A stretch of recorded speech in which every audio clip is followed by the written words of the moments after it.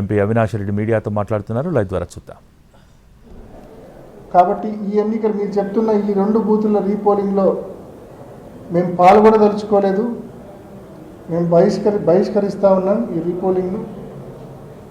నిన్న ఏ రకంగా మీరు వైఎస్ఆర్ కాంగ్రెస్ పార్టీ పోలింగ్ ఏజెంట్స్ను బూతుల దగ్గర మీ వాళ్ళతో బలవంతంగా దాడి చేయించి పోలీసుల సంపూర్ణ సహాయ సహకారాలతో మా వాళ్ళ మీద దాడి చేయించి ఏజెంట్ ఫామ్స్ లాక్కొని వెనక్కి పంపించారో, ఏ రకంగా అయితే ఓటర్ల దగ్గర బలవంతంగా ఓటర్ స్లిప్పులు లాక్కొని లోపలికి వెళ్ళి దొంగోట్లు వేశారో, మొత్తానికి నిన్న మీరు ప్రజాస్వామ్యాన్ని కూనీ చేశారు.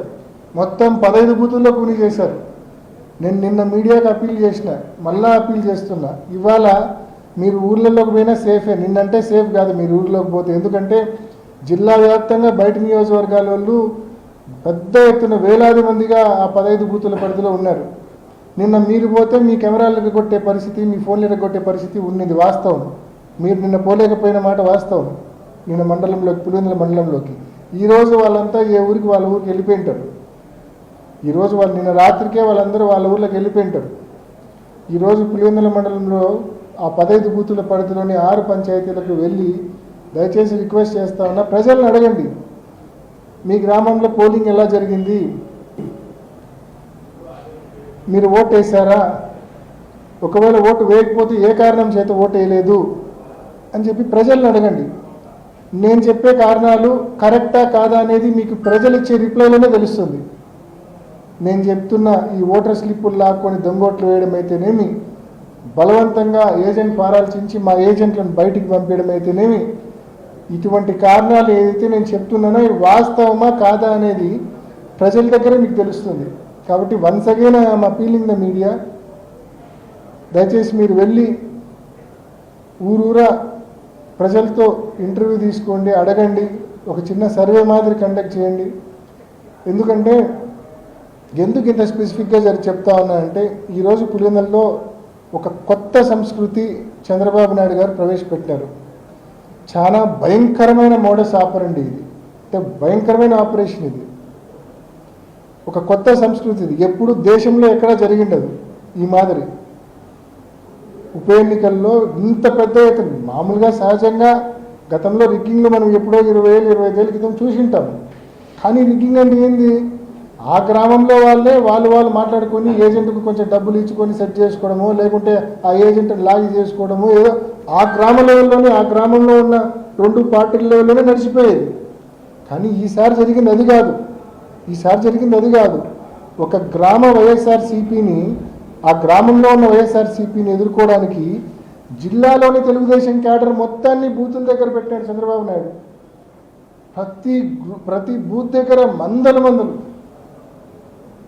టీడీపీ క్యాడర్ ఉండి ఇంకా లోపలికి పోనిచ్చే పరిస్థితి లేదు. ఇది చాలా డేంజరస్ మోడస్ ఆపరండి, చాలా భయంకరమైన ఆపరేషన్ ఇది. కాబట్టి తప్పకుండా ఈరోజు పులివెందుల్లో ఈ ఆపరేషన్ చంద్రబాబు నాయుడు గారు చేసినారు.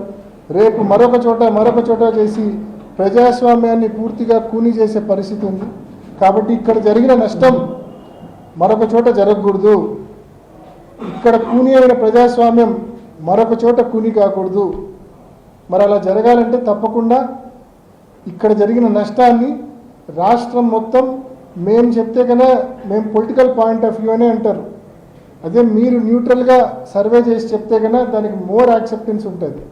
కాబట్టి మరీ మీడియాని రిక్వెస్ట్ చేస్తూ ఉన్నా, తప్పకుండా ఈ ప్రక్రియ చేయమని చెప్పి కోరుకుంటూ, మరొకసారి ఇవాళ జరుగుతా ఉన్న ఏదైతే రీపోల్ అనే ఒక డ్రామాని ఏదైతే పెట్టారో ఆ డ్రామాలో మేము ట్రాప్లో పడదలుచుకోలేదు, దాన్ని పూర్తిగా మేము బాయ్కాట్ చేస్తూ ఉన్నాం. Thank you.